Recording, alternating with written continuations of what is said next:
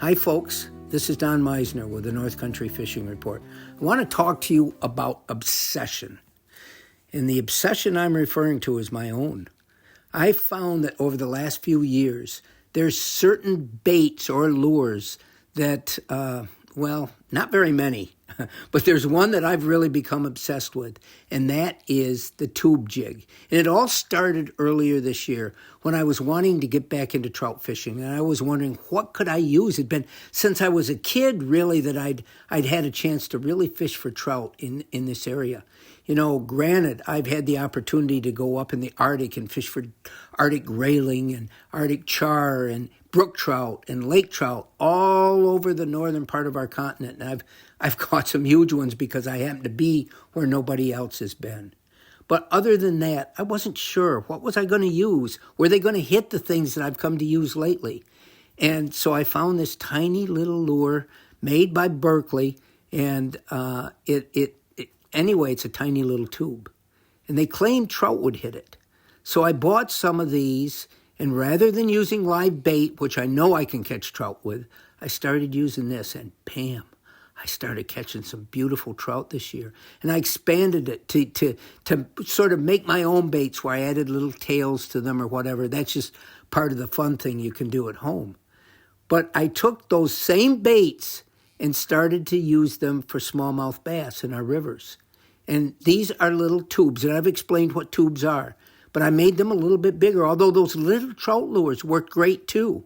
And then as the season progressed, and especially this fall, I've been able to catch some really big bass and walleyes and northern pike and muskies. And I'm not kidding you, all of these different species on the same 2.5-inch tubes. So in becoming obsessed with them, I've thought, okay, what color? What color? If I get all the colors, will I have something that no matter what the fish want to do, I'm going to have that hot color? Maybe I was just trying to convince myself to go along with my obsession to have all these colors. And then I started thinking, how about the shape of the tube? Some of them are skinnier and some of them are fatter, and they're going to look different in the water. And so that became something that I kept experimenting with. And then it was, what weight would be best? You have to use a weight that's going to work best in the presentation of how you want to work that tube. If you're in a river, you want it to be able to move and go down the current. And I don't want it to go to the very bottom where people use tubes because it's all slimy down there and it's going to foul up the tube. So I had to learn just how to fish it. But the more and more I fished it, the more and more I've come to realize, yeah, it's a great lure. And I have a right to be obsessed with it, and I can have fun fishing it for everything. But it's not the only lure that's going to work. But by becoming obsessed with it, I've learned so much more about how to fish it well. And I think that's something that I'm not advising people to become obsessed with something like that.